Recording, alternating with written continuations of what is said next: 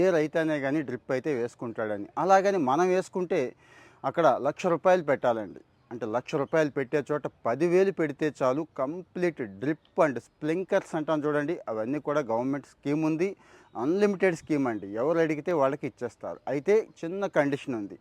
Sorry, 5 ఎకరాల లోపు వాళ్ళకి 90% సబ్సిడీ, 5 ఎకరాల పైన ఉన్న వాళ్ళకి 50% సబ్సిడీ ఇస్తోంది. అసలు ఎందుకు డ్రిప్ అంటారా? ప్రోగ్రెసివ్ ఫార్మర్స్తో ఒక్కసారి ఆలోచించి డిస్కస్ చేసి చూడండి.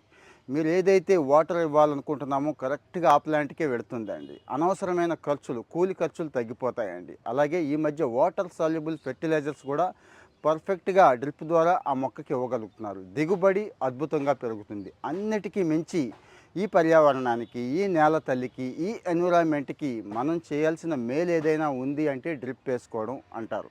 సో మరి మీకు ఈ విషయంలో ఇంకా డౌట్స్ ఉంటే కామెంట్లో మెన్షన్ చేయండి.